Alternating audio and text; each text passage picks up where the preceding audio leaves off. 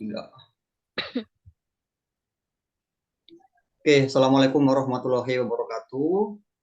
Selamat siang, Bapak, Ibu, guru, maupun calon guru.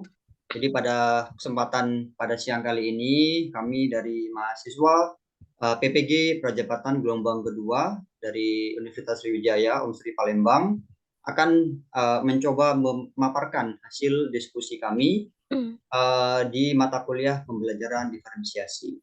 Saya sebagai moderator Muhammad Ali Arif Murtaldo akan memandu jalannya presentasi dan juga akan memaparkan materi pada kali ini. Sedangkan untuk kelompok yang akan menyajikan pada kesempatan kali ini, yang pertama ada Aura Amalia Anissa, kemudian Eka Fitriani, Ika Rahmayanti, Rahmi Pujianti, dan Umi Ulfa Utami. Baik, next slide please.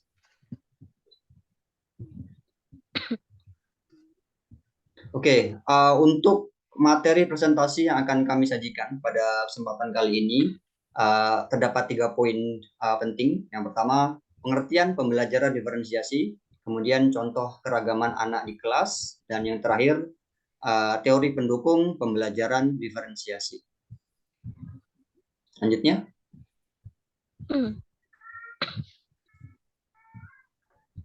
Selanjutnya.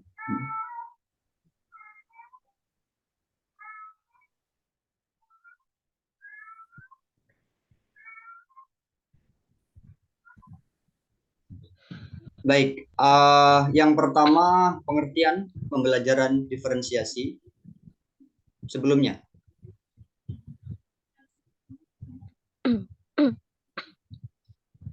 Oke, jadi menurut Tomlinson 2001, pembelajaran berdiferensiasi adalah usaha untuk menyesuaikan proses pembelajaran di kelas untuk memenuhi kebutuhan belajar individu setiap murid.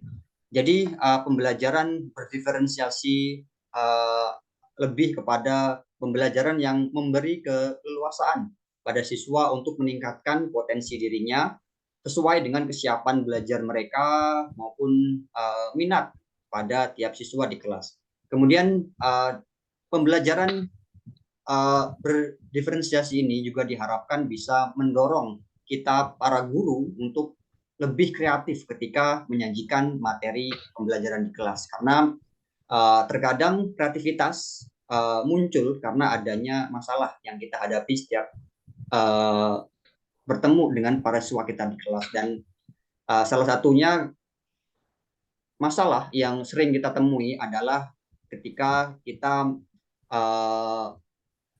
para siswa kita tidak menunjukkan minat ya pada mata pelajaran yang sedang kita ajarkan. Jadi diharapkan metode pembelajaran berdiferensiasi ini dapat jadi solusi ketika guru terhambat dengan masalah-masalah tersebut. Kemudian pembelajaran berdiferensiasi tidak hanya berfokus pada produk pembelajaran, tapi juga fokus pada proses dan konten atau materi yang tentu saja sesuai dengan kesiapan belajar, minat dan profil belajar dari setiap siswa tersebut. Oke, selanjutnya.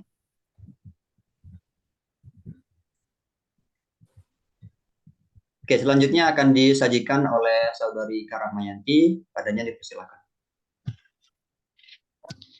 Baiklah, terima kasih atas kesempatannya. Jadi di sini pembelajaran berdiferensiasi adalah kegiatan pembelajaran berdasarkan kebutuhan dan kesiapan belajar dari peserta didik, yang bertujuan untuk membantu peserta didik dalam mencapai tujuan pembelajaran. Bisa di next slide-nya.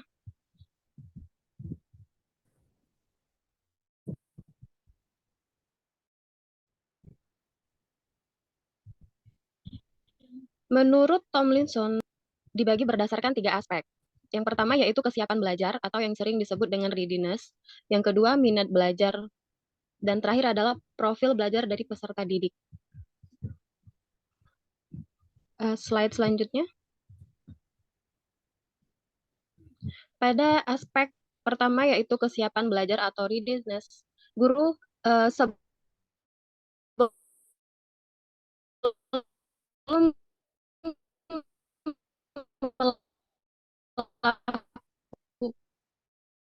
melakukan atau sebelum memulai pembelajaran,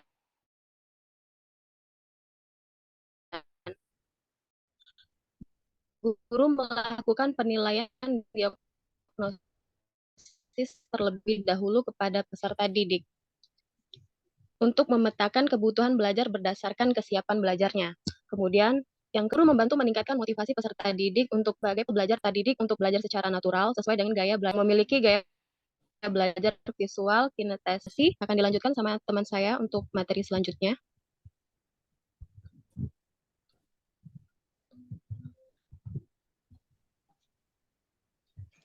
Baiklah, dari pengertian dan definisi daripada pembelajaran berdiferensiasi, ada pula 3 metode yang dilakukan. Yang pertama merupakan pendekatan, di mana guru dan siswa saling berkolaborasi masing.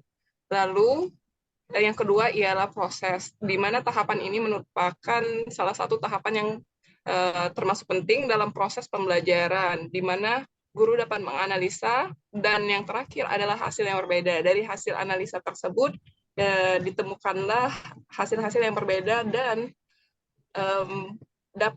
dapat membentuk suatu kelompok ataupun beberapa kelompok dalam suatu kelas yang sesuai dengan minat dan kebutuhan dari siswanya masing-masing. Lanjut.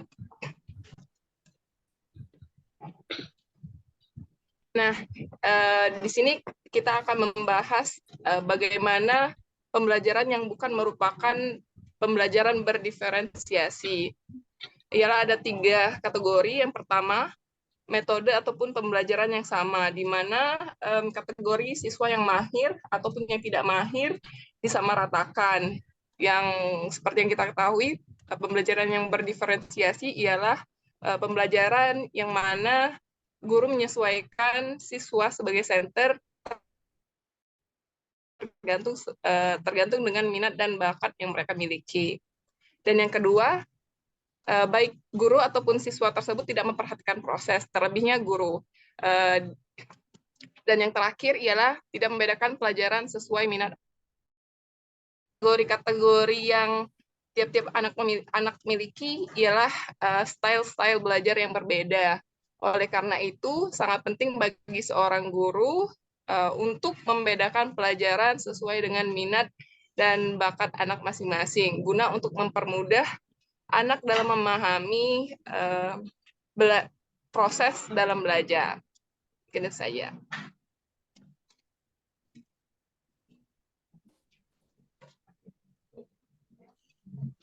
Oke, saya akan melanjutkan ke pembahasan selanjutnya, yaitu keberagaman anak di dalam kelas.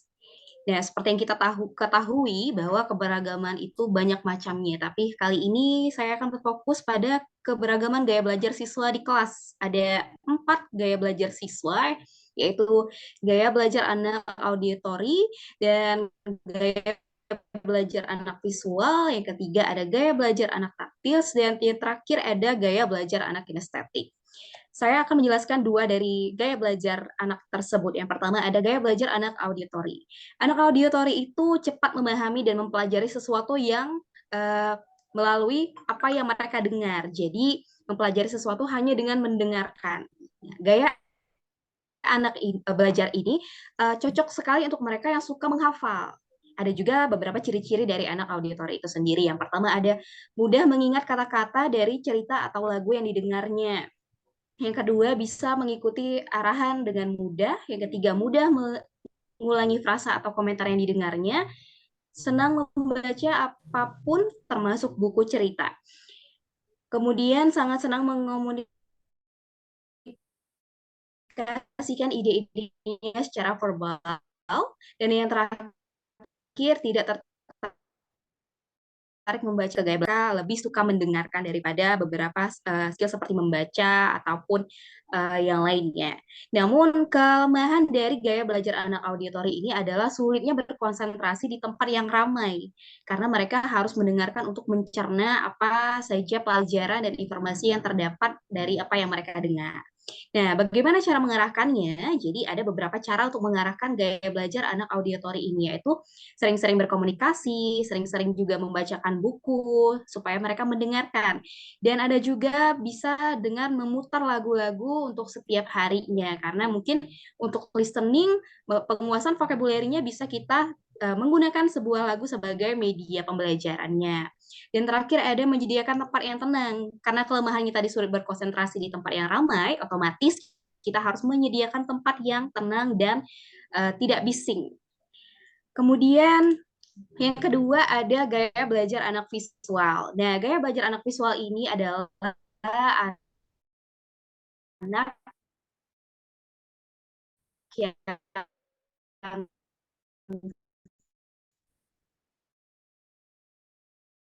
gaya belajarnya itu mudah menyerap informasi atau memahami sesuatu. Ciri-ciri ada dengan orang lain melakukan sesuatu, dan yang terakhir sangat cepat mengenal bentuk, warna, dan huruf. Namun, sama seperti gaya belajar sebelumnya, gaya belajar ini juga memiliki beberapa kelemahan. Di antaranya membutuhkan lebih banyak waktu untuk mencerna atau memahami informasi yang diberikan.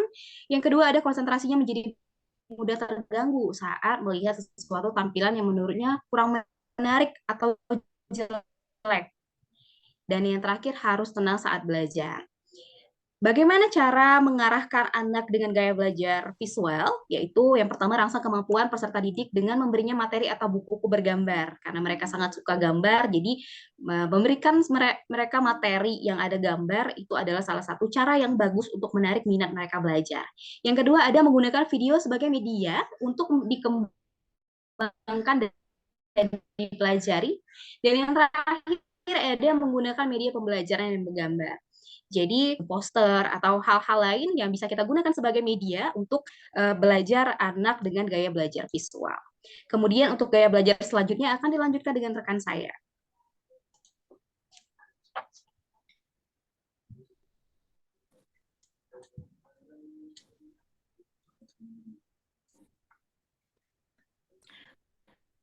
Baik, teman-teman semua, saya akan melanjutkan menjelaskan tentang keberagaman gaya belajar anak di kelas. Slide selanjutnya.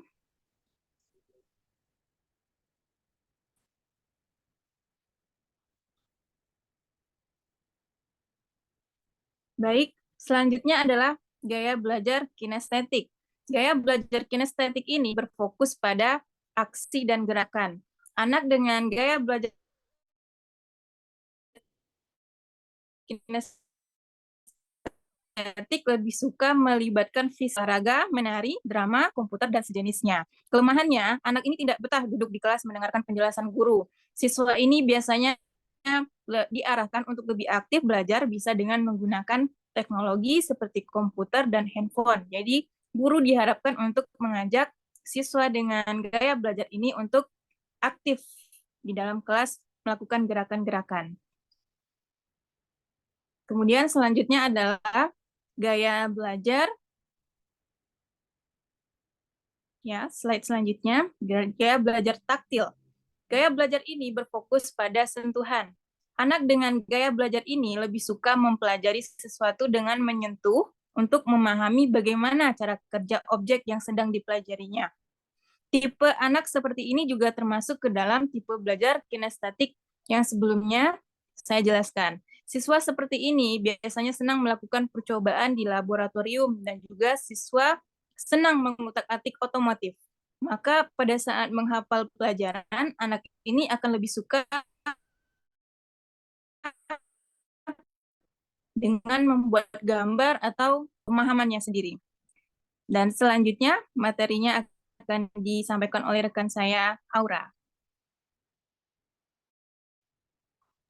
Baik, saya akan melanjutkan materi yang telah disampaikan oleh rekan-rekan saya tadi. Selanjutnya adalah teori pendukung pembelajaran berdiferensiasi. Jadi, dalam kurikulum Merdeka ini, pemerintah atau Kemendikbud membuat pembelajaran itu harus secara berdiferensiasi. Dan adapun teori-teori pendukung, yakni pertama, slide selanjutnya, teori pertama adalah teori sistem ekologi, di mana perkembangan peserta didik di sini dipengaruhi oleh konteks lingkungan. Dan adapun urutan-urutan dari lingkungan peserta didik, yang pertama adalah mikrosistem, di mana kondisi ini melatar belakangi seorang peserta didik melalui interaksi dengan orang-orang terdekatnya, seperti orang tua, teman sebaya, tetangga, dan juga teman sekolah. Kemudian ada di sini hubungan antara peserta didik dengan contohnya orang tua dan guru berinteraksi di sekolah, atau anggota keluarga dan kerabat menjadi relasi di dalam suatu organisasi ataupun pelayanan kesehatan berinteraksi dengan keluarga anak dan juga ke sekolah. Selanjutnya ada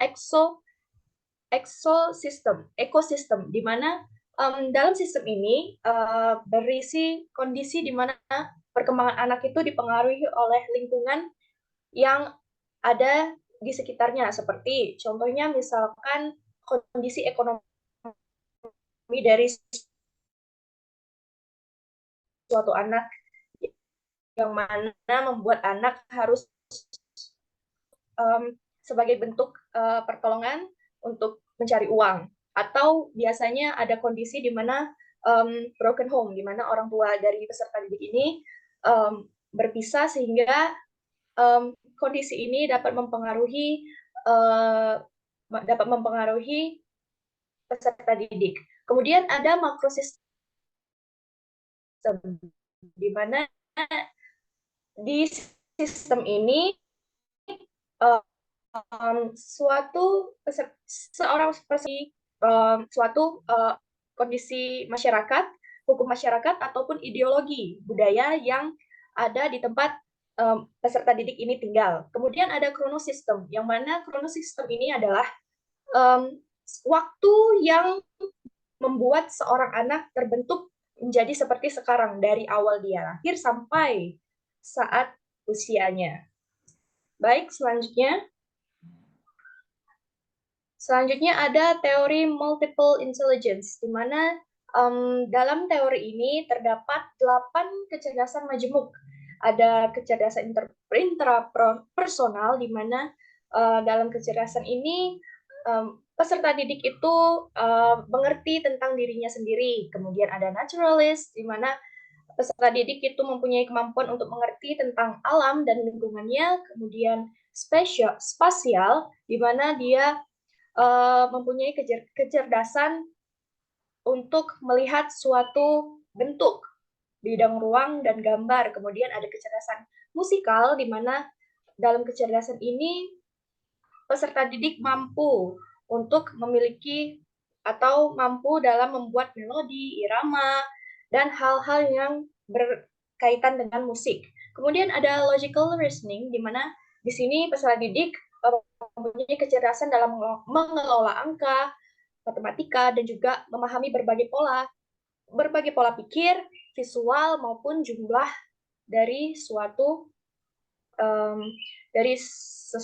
Kemudian ada interpersonal, di mana peserta didik mempunyai kecerdasan dalam berkomunikasi dan membaca orang lain. Kemudian ada kecerdasan kinestetik, yang mana di sini peserta didik mempunyai kemampuan dalam mengolah tubuh dan keseimbangannya, yang mana di sini dapat ditandai dengan peserta didik lebih unggul dalam kegiatan seperti olahraga, menari, ataupun kegiatan yang melibatkan fisik. Kemudian ada kecerdasan linguistik, di mana peserta didik mempunyai kemampuan berbahasa seperti membaca, menulis, berbicara dengan menggunakan bahasa yang benar.